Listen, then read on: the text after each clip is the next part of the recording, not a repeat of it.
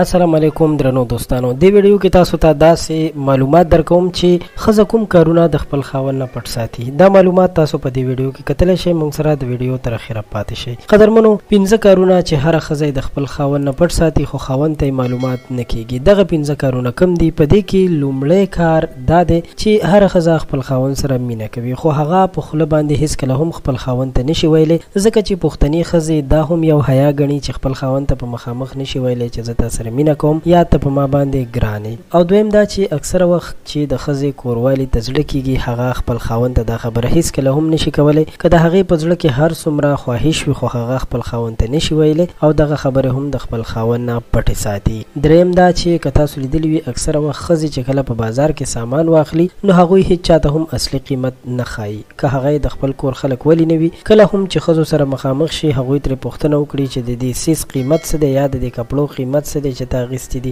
نو که هغې په 2000 اخیستي وي 3000 به یادوي، که په 3000 یې اخیستي وي 4000 به یادوي. دا د ښځو یو لوی عادت دی او ارواپوهان وایي چې په دې سره د ښځې زړه ته سکون میلاویږي چې د نورو خلکو ته په دې باره کې دروغ وایي. څلورم دا چې خاوندان د خپلو ښځو سره مینه کوي، خو اکثره خاوندان خپلو ښځو ته هم دا خبرې نشي کولی چې زه در سره مینه کوم. نو خاوندانو ته هم پکار دي چې خپلې ښځې سره مینه وکړي، د مینې اظهار ورسره وکړي او ښځه ځان سره دومره ډاډه کړي چې هغې ته هیڅکله هم دا فکر دا سوچ ورونه چوي چې ګینې هغه د یو داسې سړي سره ژوند تیروي چې سخت مزاج دی، بلکې په خپل کور کې په مینه محبت ژوند تیرول پکار دي. امید لرم چې ستاسو به د معلومات خوښ شوي وي.